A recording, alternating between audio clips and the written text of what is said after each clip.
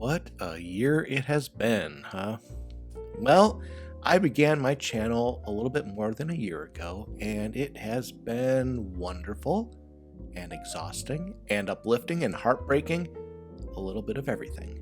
And the channel has grown a lot, way more than I expected at first. So I thought it might be fun to do a bit of a 1 year art review. Not full backgrounds and all the hows and the whys of the art, just, a few comments on some of the selected thingies from the year.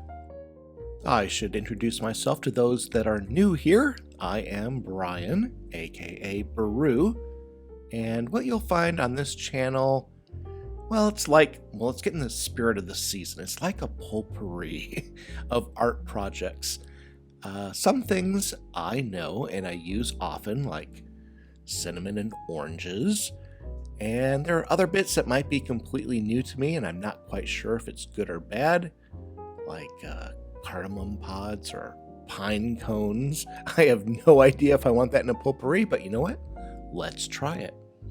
So it's not unusual if things veer off into the weird, silly, or even absurd territory because, if potpourri can't be absurd, what can?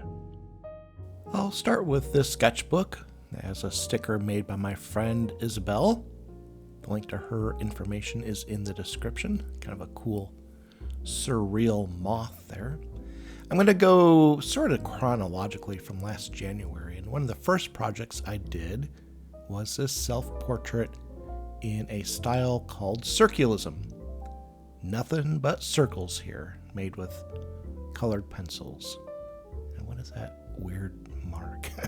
Well, that's new. Let's see if that'll come off.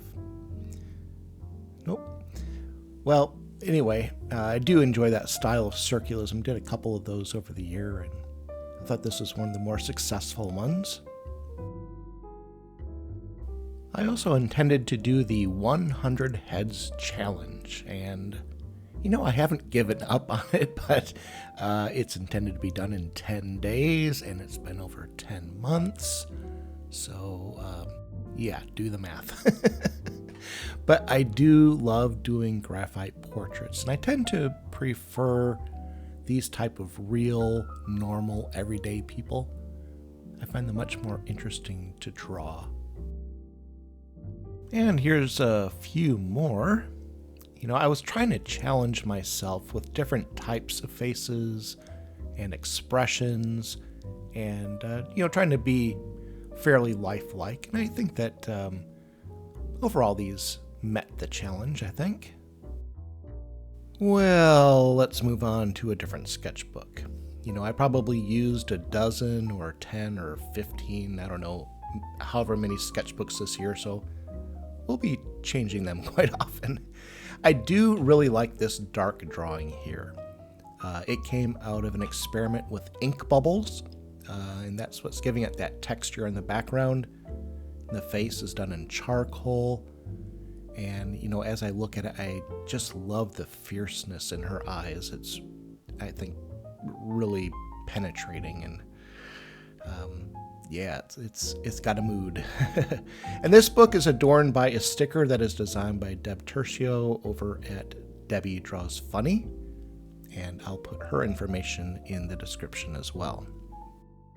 And let's move on to a different sketchbook. I told you we're going to be moving around. I attempted to make some graffiti tags, and I made a few for a friend and a few for me. And this one, that's sort of a throwy style tag, which is featuring my little dopey snail skeleton dude. Now, wait, I hear you saying snails don't have skeletons. Likely story. Oh, man. But speaking of skeletons, here is a skull or something. I did a lot of experiments with alcohol inks, and this was one of the results. And I really love the colors. I mean, that's a real benefit of alcohol inks. They're really, really bold. And I like the patterns. I use a little bit of interference oil. I shall name him Todd. One of my more ambitious projects was an attempt to draw attention to the Crank Call Festival. And this is where people can call and leave weird messages on my answer machine, and I just might make some art out of it. So I made this huge QR code, and it does work. A little bit dodgy. Still, I had a blast doing these little drawings here. You see this ghost, and I love this little octopus, and this deep sea diver. Just lots of little stories contained within this little project. It was pretty fun. So many projects. Okay, what is next? Any ideas or suggestions? What's that? Oh, you'd like to see a functioning wooden automaton with polymer clay animals? Well, as a matter of fact, I do think I have one. I made this guy in celebration of reaching 500 followers, and it was a hoot putting it together. And yeah, squirrels, octopuses, snails, these are all recurring subjects in my art. Of course, we snails are superior in almost every way on account of we ain't as smelly as those other beasts, and we have a bigger vocabulary to boot. While you do your fancy art for these other wily vermin is a mystery to me. When you have the perfection of snails. Now, I'm not saying... That guy truly is never at a loss for words. Well, I went back to my alcohol inks, and this time I use them on ceramic tile and stone. I used some travertine along with some acid and alcohol inks, and then I lit them on fire, and it really gives an interesting effect. So I was able to make these interesting art pieces, and I managed to not burn my house down, which is a real plus in today's economy. Here's another sketchbook with one of my own stickers. This is Lloyd Cicadabler. I have such a hard time saying that. Cicada. It's Lloyd Dobler, but he's a cicada. And it's still available and still free if you just let me know. But inside we have a series of architectural sketches, something I really hadn't done in years prior, but I really enjoy doing them, and I did quite a few this summer. I really try to be loose and expressive with most of these, and yeah, I just grew to love them, and I'm sure I will do more of these in the future because I got such a kick out of it. This one is based on a real building, the Spadina House in California, in the Los Angeles area. It's not an exact representation of it, but just love that sky, and it's really moody. Most of the sketches I did are from imagination, which, I do prefer in general, just making up scenes, and often I'll imagine some sort of story like, what is going on here? These gigantor beehives. I truly do like this one. It's in gouache and markers. I just love the feel of it. It's like hollow and autumnal. Yeah. I got to spend some time in Michigan for a family reunion, and this was the view from the balcony where I stayed. Just absolutely gorgeous. I have not done many seascapes, or in this case, lakescapes. But I think this turned out pretty nicely. The squirrel and frog enjoying some campfire s'mores together. Aw. This little drawing/painting thing might look pretty insignificant, but it really changed my artistic focus for much of the year because I just love the feel and attitude of it. So you may see some echoes of this in future pieces of art. And echo number 1. Never mind how I got here, but we have cicadas. One of the younger generation and one of the older, just hanging out in the alley as you do. Cicadas come in broods, and I imagined that there might be some contrast between brood X and brood Z here. Make up your own story. That's kind of what a lot of these are, just scenes from stories that haven't been written quite yet. And another echo, perhaps. And here we have some isopods with mushrooms on their backs. Why? Why not? I suppose it's another unwritten story. I really enjoyed doing this one, particularly doing the background there with the clouds. Kind of gives it an alien sort of feel, I think. Overall I just really like the mood of this one. I really enjoy surrealism, and this particular piece here is one that I loved putting together. The black cat named Baki is based on a drawing that I did maybe 10 years ago, and here it is, more bold and colorful and in a weird, witchy sort of environment. This is one of the great benefits of drawing daily. You have lots and lots of material in the past to work with when the time calls for an update. Late in the summer, I was inspired to do a series of daily self-portraits. This was a thing that my art friend Melissa Martin was doing, and is doing. Her channel info is in the description, so you want to check that out. But one of the challenges that I gave myself was to make a few caricatures based on my own face. And this is one that I did that I'm fairly pleased with. I think, it still reads as my face, and I really enjoy the colors, particularly in the hair. I think, you always have the opportunity to do something a little bit strange there, and it still works. And I kind of specialize in a little strange.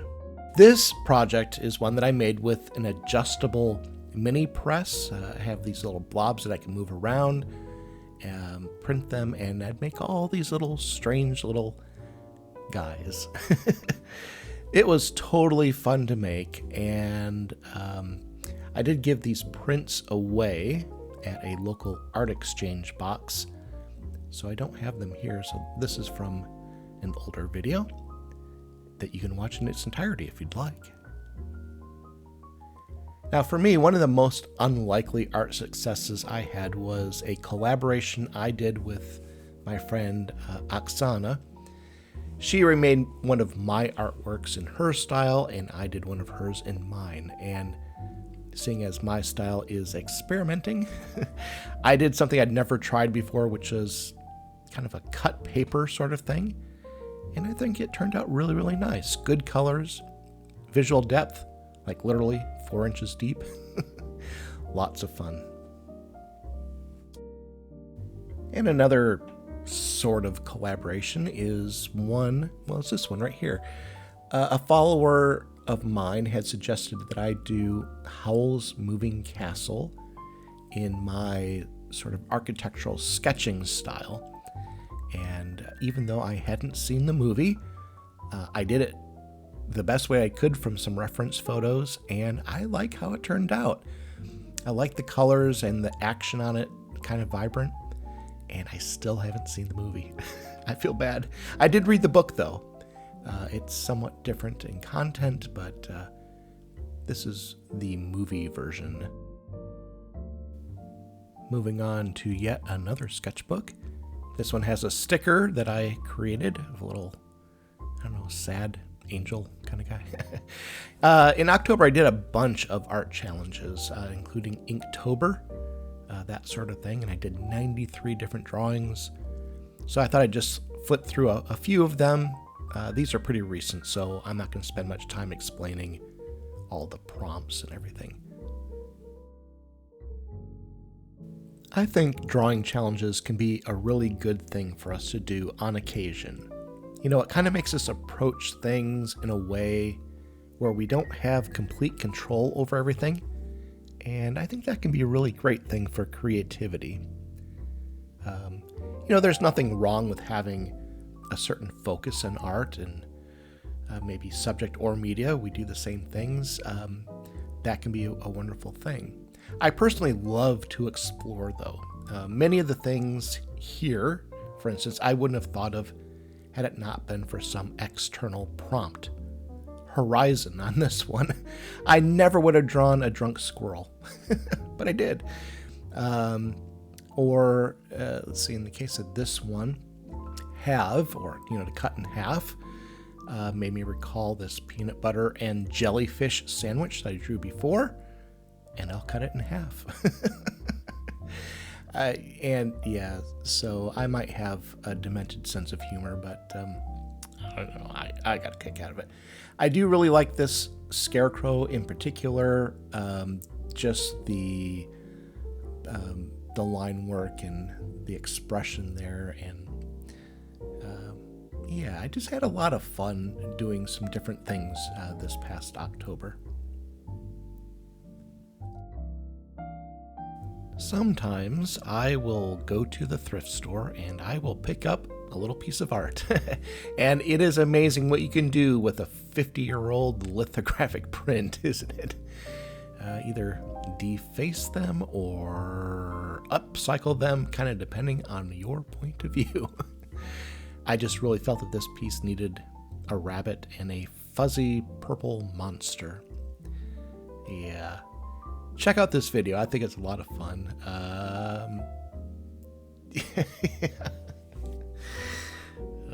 So stupid.